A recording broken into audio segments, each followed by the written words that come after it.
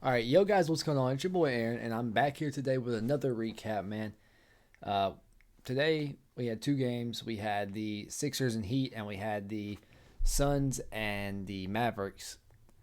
Suns and Mavericks is not quite over. There's like a minute left right now, but that game is over. It's currently 129 to 105.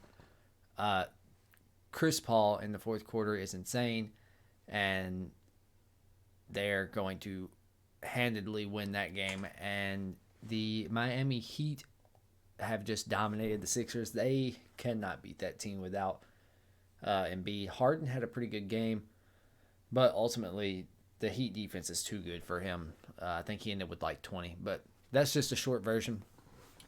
Pretty much, I'm going to get a little bit deeper into this Heat and Sixers game. Maxey had an incredible game. He had 34. Harris had 21, and Harden had 20 and 9. Overall, man, this wasn't a bad performance by the Sixers. It's just like they run out of gas at the end of the games, and that's when the Heat really, really start to take advantage. Hero had a really good game, if I remember correctly. Yeah, he had 18. Adebayo had 23. Butler had 22. Adebayo is feasting in the paint right now with Embiid not playing. It's been terrible for them, and there's really not a lot to talk about in this game, man. The Sixers lose by 16. It's just been ugly without Embiid. It really has, and hopefully for the Sixers' sake, he can come back game three. But that's about their only chance at this point, if I'm being honest. So that's all I can really say about that game. Now, this Dallas and Phoenix game has been so fun to watch. Uh, it was back and forth in the first three quarters.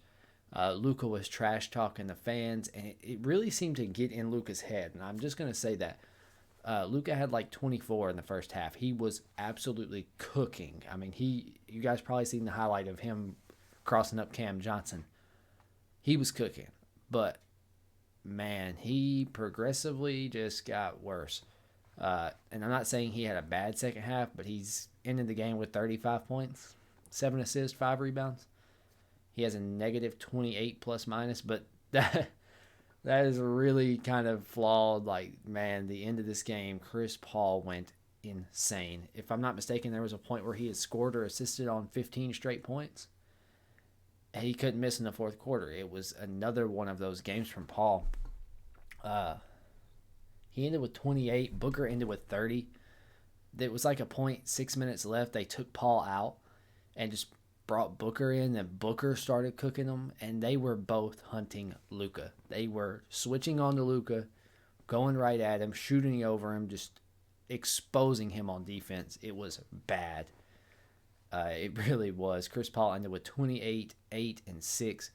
He also had a steal. Mikal Bridges, once again, is disproving that he is a fantastic defender. Ayton was in foul trouble most of this game, so he ended with 9 points and 3 rebounds. Kind of messed up one of my parlays, not gonna lie, but hey, whatever.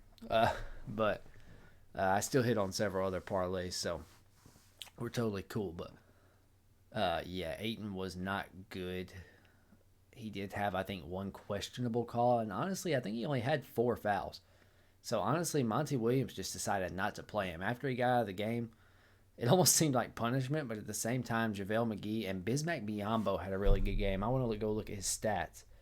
Biyombo had 9 points, 3 rebounds, and a block. He was plus 13. He was very, very good. And let me see. I'm looking for. JaVale McGee had 6 points and 3 blocks and 2 rebounds. He did have a negative 3 plus minus, but he was just in the game at kind of an unfortunate time when Luka was going on a run. He also had 5 personal fouls. Biyombo honestly might have been their best center tonight. And that's rough to say, but honestly, it probably isn't bad for Ayton to only play 18 minutes in this game. Might be kind of good for him physically. So, hey. But Chris Paul, man, he is insane, dude. I mean, yesterday I was like in agreement that Ja Morant was the most clutch player in the league. It's close. It's close between him and Chris Paul right now, in my opinion. But man, he was incredible. He had 28. Oh, dude, they just started cooking at the end of the game. The whole like first 3 quarters were close, and then they said in the second half, Luka got to like arguing with fans. There was like a video of him going to the locker room, and a fan says something to him, and he turns around, like goes back to approach him. I'm like, Luka, why are you letting these fans get in your head? He did not have nearly as efficient of a second half, and honestly, he wasn't as aggressive in the second half. I didn't like that from him. He almost was like deferring to like Dinwiddie and Brunson.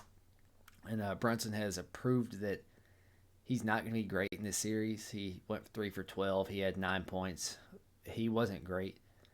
Not saying he's a bad player. I think this team is just a bad matchup for a guy like Brunson. And Dinwiddie was good, but once again, he wasn't great. He had 11 points. It was a bad game for the Mavericks in the fourth quarter. Up until that point, they hung with the Suns, and it was really good. But man, towards the end of that game, it got ugly. But honestly, that's pretty much all I've got for this one. Not a ton to talk about. Two kind of bad losses for the same two respective teams. I feel like neither one of these series are going to be near as entertaining as the other two series. I feel like Celtics and Bucks is going to be entertaining, and sorry about that. And the Grizzlies and the Warriors is going to be super entertaining too. So almost kind of wish like one game from those could like swap, so that way we could at least have like one game that I feel like is going to be entertaining. But I think both of these series do have potential. If Embiid was playing, I think that would be a really fun series. And honestly, I called it from before. The Dallas Mavericks do not have a chance against the Suns. The most I can see this series going is 5, and that's no disrespect to Luka or the Mavericks. The Suns are just too complete of a team for them, and the Mavericks are still another piece away. They could really, really, really use a solid wing guy who can play good defense and be that secondary scorer for Luka. I don't know where you find one of those at, but they need to be looking.